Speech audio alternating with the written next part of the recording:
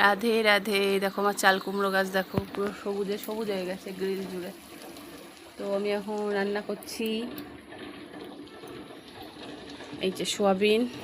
এবার সোয়াবিনটা দেবো, মশলা কষানো হয়ে গেছে। এদিকে হচ্ছে ডিম সিদ্ধ, কাঁকরোল ভাজা, এটা হচ্ছে কুমড়ো দিয়ে ডাল। এরকম বসে বসে আমি কোনো দিন এক জায়গায় বসে কোনো দিন রান্না করিনি। রান্নাঘরে রান্না করতে পারছি না, কারণ এই যে রান্নাঘর ওঠানামা করতে পারছি না। কারণটা হলো এই যে আজকে 6 দিন হলো এইটার সাহায্যে হাঁটাচলা করছি। তো এখন এখানে বসে বসে রান্না করছি। বড়মশাই সব গুছিয়ে দিয়ে গেছে, রান্না করে নিই। সোয়াবিনটা কষানো হয়ে গেলে এবার জল দিয়ে যাব দুটোকে নিয়ে স্নান করতে। ওই যে এসেছে একজন, আসো দেয়া আছে।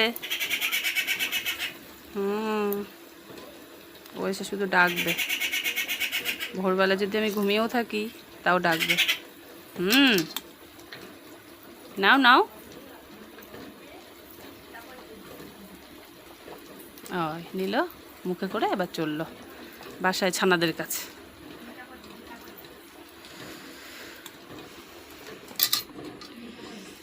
সোয়াবিনটা দিয়ে দিই, সিদ্ধ করে রেখেছি অনেকক্ষণ হলো, তাই ঠান্ডা হয়ে গেছে। আর আমার এই 2 ছানা হলো খেলছে। ওই যে এই বাবা কি করছিস শুয়ে শুয়ে? পাঁপড় ভাজা, পাঁপড় খাওয়া হয়ে গেছে? খাও, বসে খাবে, শুয়ে খাবে না। বনু কই?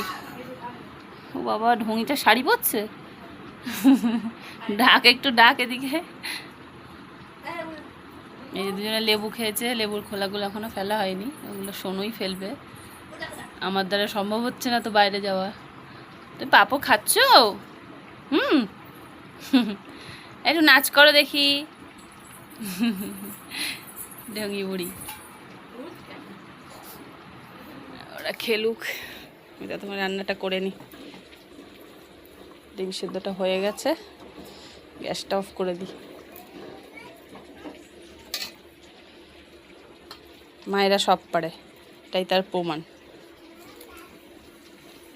হয়তো একটু কম পারছি, সোনুর স্কুলে যেতে পারছি না, ওর বাবা যাচ্ছে, তবু বলবো ভালো আছি রাধা মাধবের আশীর্বাদে, আর খুশি আছি, আর আমি এরমই খুশি থাকতে চাই।